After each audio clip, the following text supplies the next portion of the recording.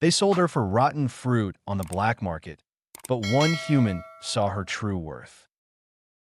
Tarnis vs. Black Market Sector sat beneath fractured dome glass and constant cloud cover, the air thick with a chemical tang that clung to the tongue. It wasn't the kind of place you visited unless you had to. The buildings were more scaffolding than structure. Steel beams, patched walls, thermal blankets stuffed into the cracks, all held together by rust, soot, and desperation. Electric cables dangled low from makeshift poles, buzzing faintly. It was always dusk here, always cold.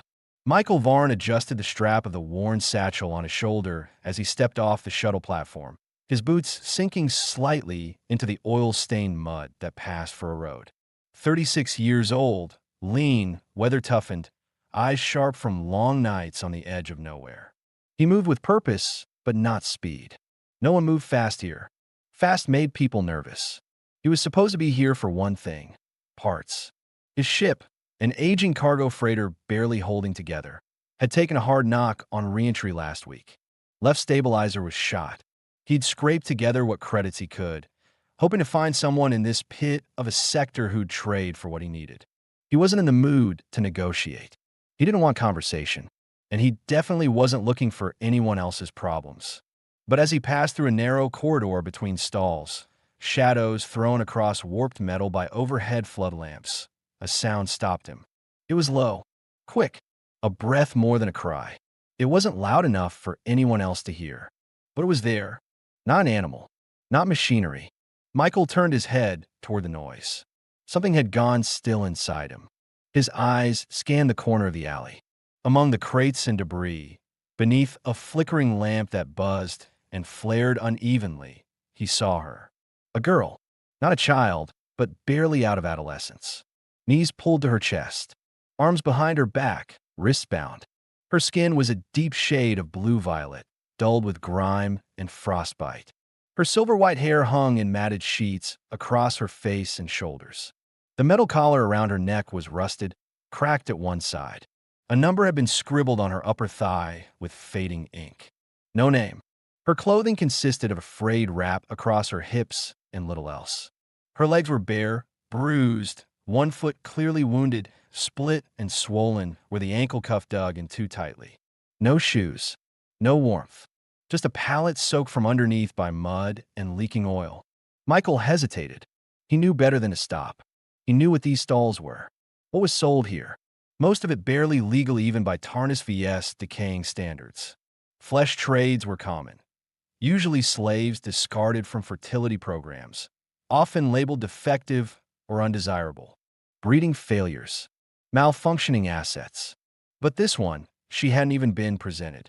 She'd been dropped, left like scrap. A broker leaned against a crate nearby, half asleep, drinking from a stained metal flask. He didn't bother to stand. "She's not for show," the man said, voice hoarse from cheap smoke and cheaper liquor. "Damaged goods. You don't want her. What's wrong with her?" Michael asked, his voice even. Not curious, just assessing. Too quiet. Doesn't breed. Doesn't cry right. Varellan fertility cast failure. Got her off a crate from Tekra Holdings last week. Couldn't even move her. Couldn't sell her. I'm down a crate of rot fruit and a holding cell just to house the thing. Michael glanced at the girl again. A crate of rot fruit, fermented, mostly rotten fruit used to make low-grade liquor. That was what she was worth to them. Traded for trash. Cheaper than machine parts. The girl didn't look up. Her body barely moved. Michael crouched slowly, not reaching for her, just watching. When she did glance up, her eyes met his without flinching. Pale lilac, irises ringed by red. No begging, no pleading, just watching. He couldn't read fear. Couldn't read trust either. But she saw him and didn't look away. "How much?" he asked. The broker laughed. "You serious?" Michael didn't respond. 5 credits, the man said finally, spitting to the side. "Or a bottle of that piss wine they make out east." "Hell, I'd take the bottle first. She's not worth transport." Michael took a breath. This wasn't part of his plan. Every credit counted. Parts weren't cheap, and he didn't owe anyone anything. Not anymore. But she hadn't looked at him like the others did. Not with fear. Not with hatred. She looked at him like she still believed in something, even if she didn't know what. He pulled the bottle from the inside pocket of his jacket. Uncorked. Half full. Close enough. He tossed it toward the broker without a word. The man caught it, raised it in mock salute, and pointed toward a ring of keys lying on a crate nearby. Michael took the smallest one, walked forward, unlocked the cuffs from her ankles. They slipped off without resistance. She didn't thank him, didn't speak. She stood slowly, legs trembling, balance poor. The collar clinked faintly as she moved. She tried to follow him barefoot, but her left foot dragged. Blood smeared the ground where her heel split open. Michael stepped back toward her, shrugged off his outer shirt, and held out. She stared at it, then at him. Still no words. After a second, she reached, hesitantly, and took it, slid it on with awkward fingers. It hung past her knees. They walked in silence through the rest of the sector. Some people watched. No one cared. Back at his ship, he lowered the ramp. It groaned under the weight of age. He waited for her to catch up. She didn't ask where they were going. She didn't ask anything. Inside, the airlock sealed behind them with a hiss. The freighter was dim, cluttered, and smelled faintly of insulation and metal polish. It wasn't home, but it was dry. She sank down just inside the door, crossed her arms around her knees. The shirt slipped again. She adjusted it slowly, as if unsure if she was allowed to. Michael grabbed a sealed ration pack from a storage bin, heated it, sat across from her, and opened the foil. The scent of salted protein and spiced rice filled the cabin. He offered it without a word. She stared, then reached slowly, as if expecting it to vanish. She took it in both hands, ate with slow, cautious bites. Her eyes never left his face. He watched her eat for a moment, then leaned back. "What's your name?" he asked quietly. "Nothing." Her lips parted, closed. She swallowed. "I don't know," she whispered. Her voice cracked, rough and unused. Not from defiance, from disuse. Michael nodded once. "That's fine." He stood and moved to the cockpit, powering up systems. As he began the pre-launch check, he caught her reflection in the polished edge of the NAV console. Still there, still silent, still watching him. She didn't know what he was. He didn't know who she'd become. But for now, she was warm, fed, not chained. And for the first time in years, Michael Varn felt like he'd done something that still meant something, even if he didn't understand why. They would leave in the morning. He had no plan beyond that. "Or stand," he said. She looked up. Her expression was unreadable, but there was something different in her eyes, less blankness, a faint awareness. He stood, returned the medkit, and unrolled a thermal blanket from the overhead bin. He handed it to her. She touched it slowly, fingertips brushing the fabric as if it might vanish. Then she pulled it over herself, tucking her knees beneath it. Michael didn't sit back down. He returned to the cockpit, letting her have the rear space. She needed distance, silence, maybe sleep. They were headed toward Cauldron Station, a remote fueling and repair outpost built into the skeleton of an asteroid mining rig. It wasn't clean, wasn't legal, but it had docking ports, and he knew a guy who might still owe him a favor. As the NAV system hummed and the ship hit smoother glide, Michael's thoughts drifted. He'd spent years running freight and salvage along the outer corridors. He avoided long stays, avoided people. There was no one waiting for him, no family, no one to report to. Once, a long time ago, there had been a child, a girl, but she hadn't lived past her 6th year, and her mother hadn't stayed long after that. He didn't rescue people. He didn't want complications. But now, there was a barefoot girl wrapped in his shirt and blanket, sleeping in the back of his ship, and something about that was stabilizing, as if keeping her safe gave the journey a reason. A few hours passed in silence. Then, from the rear of the ship, "Why did you take me?" Michael turned slowly in his chair. She wasn't sitting anymore. She'd moved closer, just a few feet behind the cockpit line, standing barefoot, blanket still around her shoulders. Her voice was quiet, but steady now. He didn't answer immediately. "I don't know," he said. "You looked at me like I wasn't part of the dirt." She frowned slightly, unsure how to respond. "They said I couldn't breed," she said, almost to herself. "That I was too quiet, too soft. They said, softness is wasteful. He looked at her. You're not waste. She blinked quickly, looking away. She nodded once, but it looked more like an instinct than agreement. What's your name? He asked again. I told you. I don't know. No one ever called you anything? They call me number 9, she said. In the cages. Michael nodded slowly. We're not using that. She lowered her gaze, then looked back up. You don't want to name me either? No, he said. I want you to name yourself. When you're ready. She stood there a few seconds longer, then stepped back, returned to her corner, and sat quietly. Michael returned his eyes to the screen. They were 2 days from Cauldron. He didn't know if she'd speak again, but she had started, and that was enough. Cauldron Station emerged like a wounded animal drifting through black. The outer hull was dented, scorched from a dozen unregistered skirmishes, patched with different generations of alloy. It wasn't a station so much as a floating scrapyard that had decided to survive. No official registry. No cargo manifest. Perfect for traders who didn't want questions. Michael Varn keyed in a handshake code through the encrypted port. The docking ring hissed, misaligned once, then latched. The moment the clamp sealed, the cabin lights flickered from power interference. He shut the engines down manually. He never trusted Cauldron systems to sync correctly. She stayed seated near the storage bulkhead, still wrapped in the thermal blanket. Her foot was healing, still tender, but the swelling had gone down. She hadn't spoken much since the last conversation, but she watched him, watched everything. She started to mimic how he moved, slow, deliberate, quiet. Michael stood and looked down at her. This place isn't safe, he said.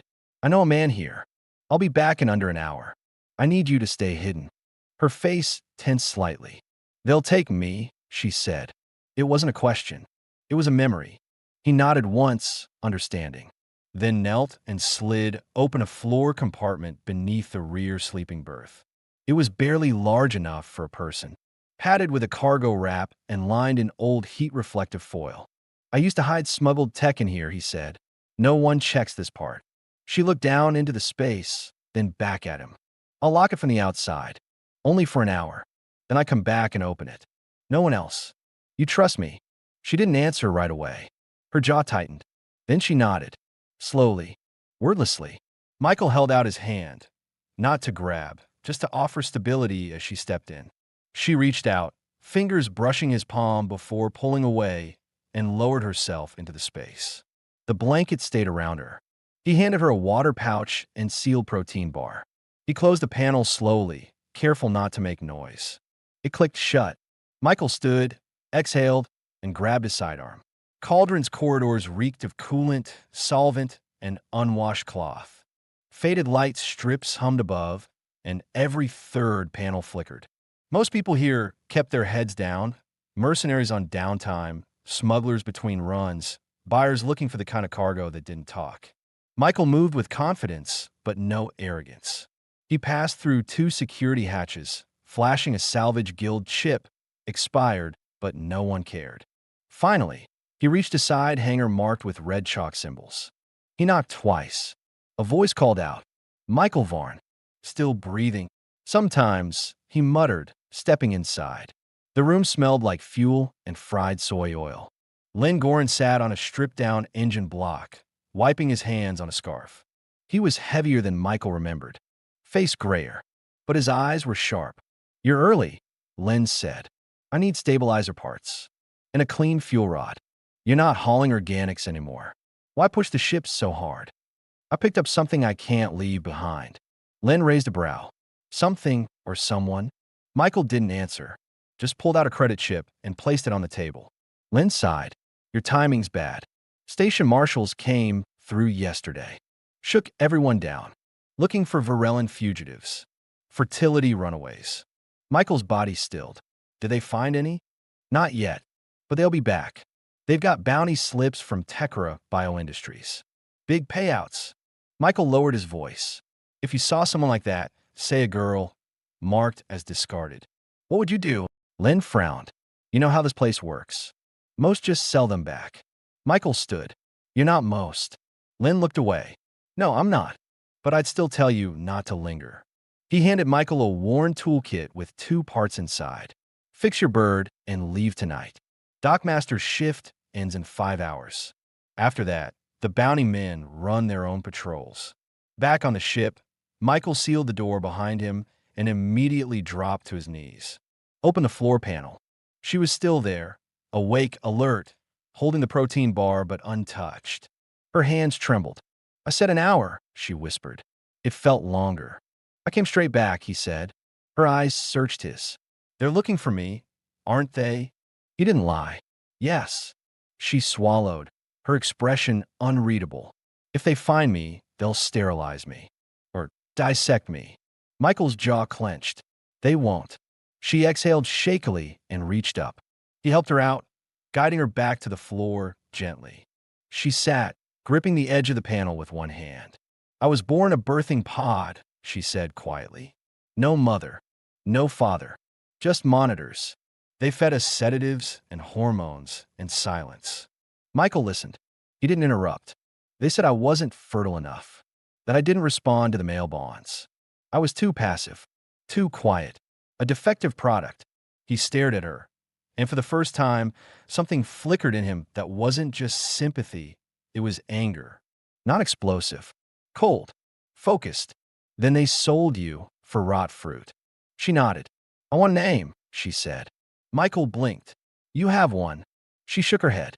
"But I want to choose one, before someone else does again." He gestured toward the console. "Then let's pick one. Together." She looked stunned for a moment, then nodded. Slowly, firmly. He pulled up a language file on the terminal. Names in human tongues, virulent phonetics, mixed dialects. She scrolled through silently. After several minutes, she stopped. "Celira," she said. "It feels like me." He smiled slightly. "Then Celira it is." They sat in silence for a while. A silence that wasn't empty anymore. Outside the station, the stars moved on as they always had. But for Celira, this was the first night she was no longer a number. And for Michael, it was the first time he realized he wasn't just protecting cargo. He was choosing her too. Michael launched the freighter less than 4 hours after returning.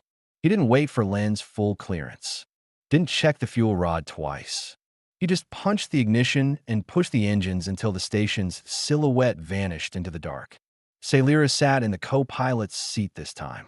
She didn't speak, just kept the blanket draped around her shoulders, feet tucked beneath her, eyes locked on the black beyond the viewport.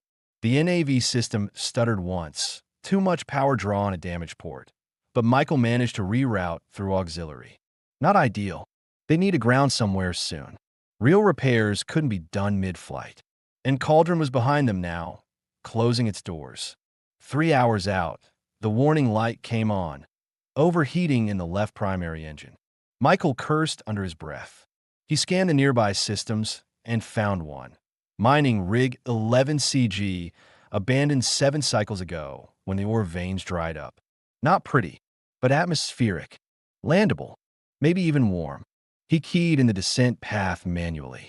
The rig looked like a metal skeleton dropped in the middle of a frozen canyon. The landing was rough, dust clouds, ice cracks under the struts, but the freighter held. Michael cut power to everything non-essential and opened the hatch. Wind blew and hard.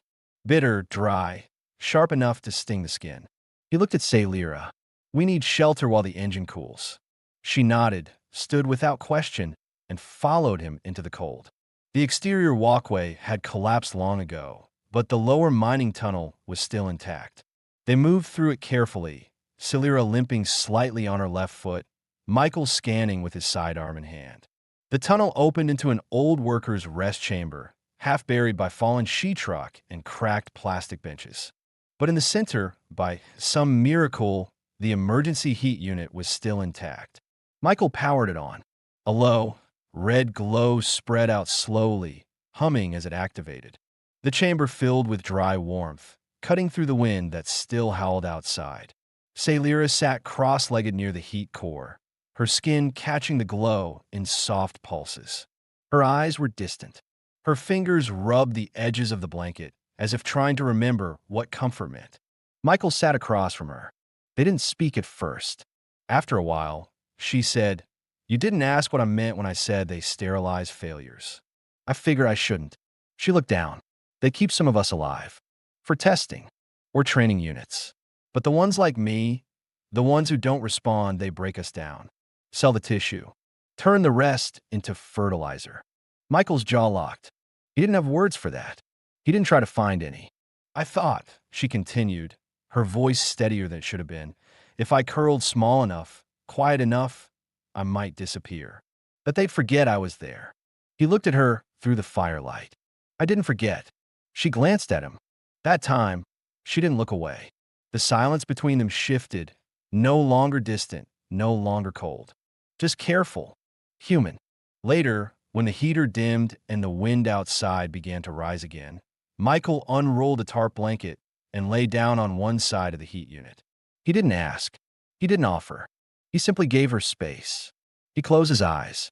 He heard her move, softly, bare feet on cracked tile, the faint rustle of fabric. Then, her weight settled gently beside him. She didn't speak, didn't explain, but she lay down next to him, not touching, just close. The tarp blanket shifted. She pulled part of it over herself.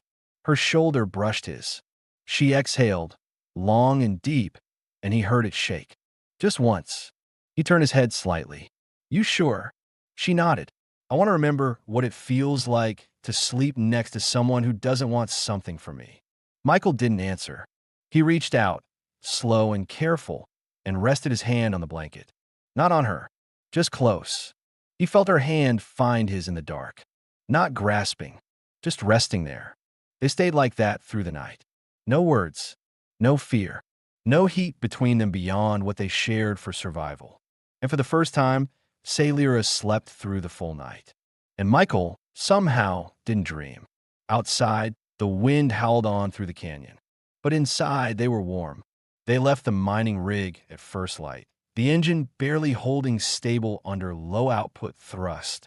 Michael bypassed the damaged stabilizer by redirecting the intake feed, flying manually through drift currents. It was a tense 4 hours, hands steady on the yoke, eyes flicking constantly between gauges. He said nothing, and Sailira didn't interrupt. She sat in the co-pilot's seat, wrapped in his jacket now, hands folded in her lap, face calm but alert. They docked at a fringe colony depot, a backwater outpost built into the side of Cold Moon, nameless on the charts, but known to those who worked salvage or stayed one step ahead of corporate notice. Michael knew the keeper. They didn't ask questions here as long as you paid up front and didn't bleed on the floor. Once inside, Michael paid for an overnight berth with power and water access, then guided Sailira down a narrow hall to the private washroom. It was old but intact. A narrow stall with a pressure-clean sonic bath, hot rinse tap, and a basic mirror. She stood at the doorway, frozen. Her fingers clutched the jacket tighter around her. You can lock the door from the inside, he said softly. She looked at him, uncertain. I haven't bathed since they threw me out. Just rinses. With hoses. No heat. There's heat now, he said. No one will come in. Not even me. She stepped inside slowly and closed the door. Michael waited in the corridor. The place smelled of warm coolant and stale rations. Someone was arguing down the hall in clipped Martellian dialect, but he tuned it out. After 10 minutes, he stepped into the small clothing stall across the hallway and scanned shelves. Most of it was utility gear, used jumpsuits, spacer jackets, old belts. He picked a soft thermal shift, a clean tunic, and a flexible cinch belt. Not tight, not suggestive, just warm and comfortable. Then he hesitated and added a pair of boots, low-cut and lined. When Sailira emerged nearly 20 minutes later, her hair was wet and heavy around her shoulders, silver white with darker streaks, now clean of dust. Her skin had a faint glow again, deep violet blue, smooth where the bruises had begun to fade. Her eyes looked clearer, cautious but awake. He handed her the clothes. These are yours. She looked down at the bundle. You didn't pick something tighter? I picked what I thought you might like. That made her pause. She stepped away to change, then returned. The clothes were slightly loose, the sleeves rolled, the belt tightened to fit. She touched her reflection in the cracked mirror. I look like someone, she whispered. Not something. You never were a thing. She turned then, slowly, her hands lowered to her sides. Her chin lifted, not bold but choosing to be seen. Michael, she said, just his name. He looked at her, didn't speak. She crossed the short distance between them and reached up, fingers brushing his jaw, feeling the rough stubble there. She wasn't shaking. You didn't ask for anything, she said. Not once. You waited. I still will, he said. She nodded. Then, without speaking, she leaned in. The kiss wasn't perfect. It was soft, off-center at first. Her breath caught. His fingers twitched, but he didn't pull away. She pressed her forehead against his after. I want this, she whispered. But I want it slow. I want to feel like a woman, not a function. Michael nodded against her skin. They returned to the ship after dark. He powered down everything except the auxiliary heater. Inside, the freighter's small sleeping berth was barely wide enough for two. She sat on the edge, then pulled off the belt, then the tunic slowly. Not afraid, not offering, choosing. He watched her, then stepped forward, brushing her hair back gently. Are you sure? Yes, she said, but I don't want it fast. I want to remember every part. What followed wasn't urgent. It wasn't a transaction. It was quiet, careful, his hands on her shoulders, her breath soft at his neck. She guided him sometimes. He waited when she did. They learned each other's rhythms in the dark, not with hunger, but with reverence. After, she curled against him, bare skin under the shared blanket, fingers tracing idle lines across his chest. No one's ever touched me like I matter, she murmured. You didn't even flinch when I told you what I was. You're not what they said you are. She closed her eyes, breathing slow. He held her there, steady. Outside, the freighter drifted in silence among the stars. No alarms, no pursuit, just one quiet night. And inside, for the first time, they both felt like they belonged to something that wasn't survival. They didn't speak again that night. They didn't need to. They landed on Virex Sigma Station under a different transponder code, one Michael had purchased years ago and never used. The station was buried inside a broken asteroid belt, barely lit, mostly ignored by corporate patrols. No one checked IDs here. It was the kind of place people came to vanish.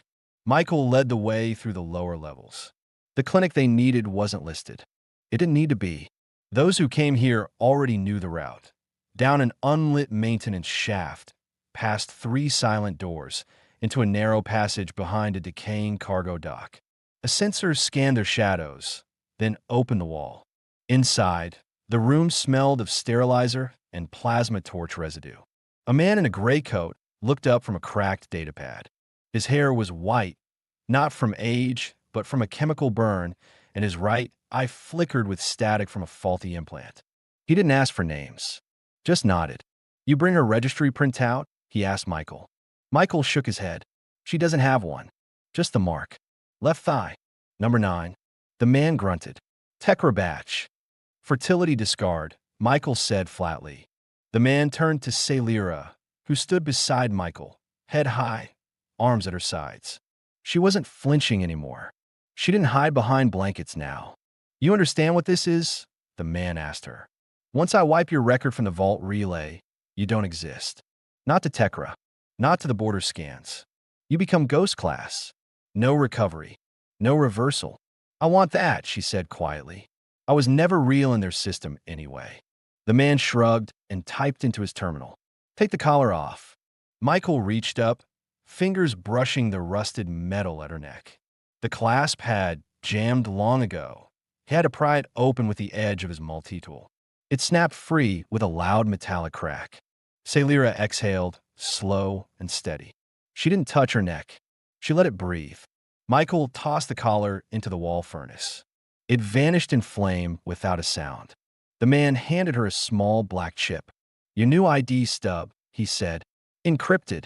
Choose your name. She didn't hesitate. Celira, she said. The man nodded once. Typed. The chip flashed green. It was done. They walked back through the corridors without speaking. The moment didn't need words. The weight of the collar was gone. The number was gone. And she had chosen a name that belonged to her alone. Back on the ship, Michael powered up the NAV system again. He sat in the pilot's seat, hands resting on the controls but didn't launch. Behind him, she stood at the doorway to the cockpit. No blanket, no borrowed jacket, just the soft, neutral tunic she'd picked for herself. Her hair was tied loosely behind her shoulders now. She looked steady, whole. He turned to face her. "You know I won't keep you," he said. "I know. I won't ask you to stay. I know that too." He exhaled. "Then I need to ask the other question." She stepped closer. "Ask it." He looked up at her. "Do you want to stay?" She nodded. "Yes. Not because I owe you. Not because I need you. Because I want to be with someone who saw me before I was ready to see myself." He stood, not with urgency, just with quiet acceptance. She stepped into him. Their hands met, fingers clasping, not for support but for presence. "Michael," she whispered, "can I come with you wherever you go?" "Yes," he said. "If you ever want to leave, I'll help you go too." "I won't," she said. "Not unless you stop being the man who freed me." He smiled, but it wasn't wide, just quiet and real. No risk of that. That night, they didn't lie together out of need or healing. They did it because it felt like the first chapter of something they got to write for themselves. And when she whispered his name that night, it wasn't in fear or pain or uncertainty. It was with trust, with choice, with love that asked for nothing and meant everything. The sun rose slow and gold over the fields of Tiernan's Reach. A quiet colony world, unregistered on major charts, known only by those who had reasons to disappear and build something better. There were no towers, no patrols, just sky, soil, and the low hum of wind through the grass. Michael stepped out from the doorway of the home he had built himself. Steel-framed walls, solar-paneled roof, hand-poured floor. Nothing fancy, but strong, real, permanent. His shirt was unbuttoned halfway down, sweat on his chest and brow from a morning spent reinforcing the east wall of the greenhouse. His hands were calloused from work again, and it felt good, like living, not just surviving. The soft creak of the door behind him caught his ear. He turned. Salira stepped out barefoot onto the smooth stone. She wore a loose wrap tunic in deep gray, one she'd sewn herself from cloth they'd bartered for weeks ago. Her silver-white hair was longer now, tied back in a gentle braid. The sun warmed her violet-blue skin as she crossed the threshold, and her eyes squinted against the brightness. But she smiled. A small, real smile. The kind people don't fake. Michael stepped aside, letting her join him. He didn't say anything. She leaned into his side, taking his hand and placing it gently on her belly. His breath caught.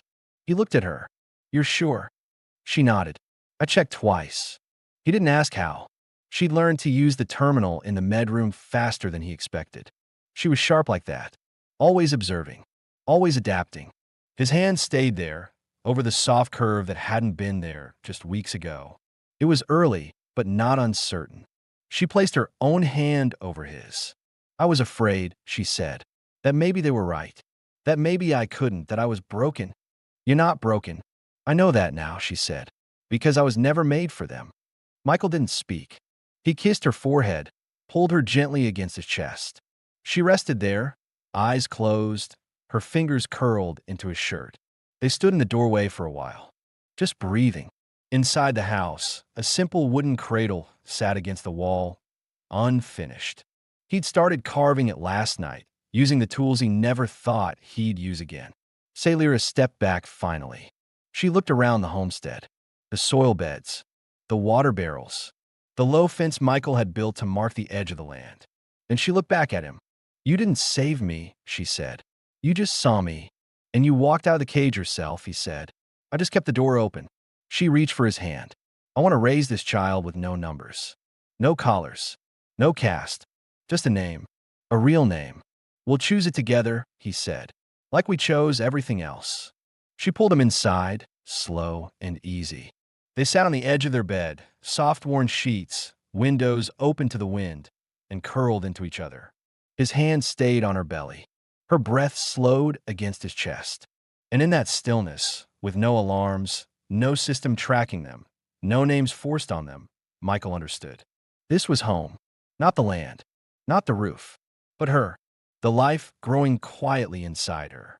The trust that had grown between them like roots in good soil. He kissed her again, slower this time, with no urgency, just meaning. And when she whispered, "I'm not afraid anymore," he whispered back, "Then neither am I."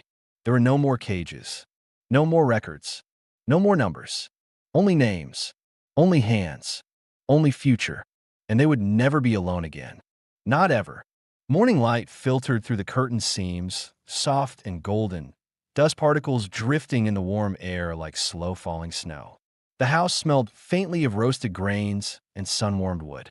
Outside, a breeze rustled through the tall grass, carrying the scent of wet soil and ripe melons from the field beds. Celira lay half-curled in the bed, one arm beneath her head, the other resting over the slight swell of her belly. Her skin glowed gently in the morning warmth, violet blue and luminous. She wore a sleeveless tunic, light gray cotton, the neckline slightly pulled askew from the night before. Her silver hair was unbraided today, tangled but soft, fanned out across the pillow. Michael sat on the edge of the bed, already dressed in loose work pants and his usual sleeveless shirt, brushing the dirt from his hands with cloth. He had gone out early to check the irrigation valves. Now he was watching her, quietly. "Are you staring at me again?" she murmured without opening her eyes. "Maybe." She cracked one eye open and smiled, just a little. "You know I'm not going to get any prettier lying here every morning." "You're wrong about that," he said, voice low. "But I'm not staring because you're pretty. No, I'm watching because I still don't quite believe this is real." That made her smile soften into something quieter. She reached for his hand, pulled it gently onto her stomach. "I feel the same," she said. "Every day I wake up and wait for the cold floor. The collar, the silence. But it never comes," he said. She shook her head. "Only your heavy footsteps and that burnt coffee smell you always bring in." He laughed once, low and easy. "You complaining?" "No," she said, eyes closing again. "It's perfect." She let him rub her belly in slow, absent circles. The child wasn't far enough along to kick yet, but sometimes she swore she could feel a flutter. A few minutes passed. Neither moved. Then Celirith sat up, slightly, blanket falling away from her shoulder. She looked around the room, at the softwood floor, the basin near the window, the simple shelves holding folded clothes, herbs, a few books. "I want to make soup today," she said. Michael raised an eyebrow. "Didn't we just have soup yesterday?" "Yesterday was root stew. Today is real soup, with green stem and shaved spice bark." He smirked. "You planning on feeding the entire colony?" "Just you," she said, "and maybe the baby, if they're listening." She moved out of bed slowly, feet bare against the floor, and stretched her arms above her head. The tunic lifted slightly with the motion, revealing the soft underside of her belly and the curve of her hips. Michael's eyes lingered. He didn't speak. She caught him, still staring. He didn't deny it. "I'm allowed to now." She came to him, wrapped her arms around his waist, and leaned her head against his chest. His hand came to rest at the back of her neck. "I'm not just safe," she whispered. "I'm me." I never knew what that meant before. He kissed the top of her head. "You're a woman, a mother, a stubborn cook who thinks soup should happen every day. And you're mine," she said. "That still feels like a miracle." The rest of the day passed slowly, richly. She harvested vegetables under the sun while he mended the gate and chased two stubborn grazing birds away from the south crops. At midday, they ate together in the shade of the canopy, bread, soup, sliced root fruit. She made him close his eyes when she fed him a spoonful. He nearly choked on the heat. She laughed so hard she spilled half the bowl down her tunic. Later, they napped together on the floor mat, bodies curled like two vines drawn by warmth. His arm cradled her head. Her hand stayed over his chest. In the evening, she sang. Softly, just a wordless tune she'd made up while boiling herbs. He didn't know the melody, but it stayed with him. As the stars came out above the fields, Michael stood in the doorway again, watching the sky. Celira came up behind him and slid her arms around his waist.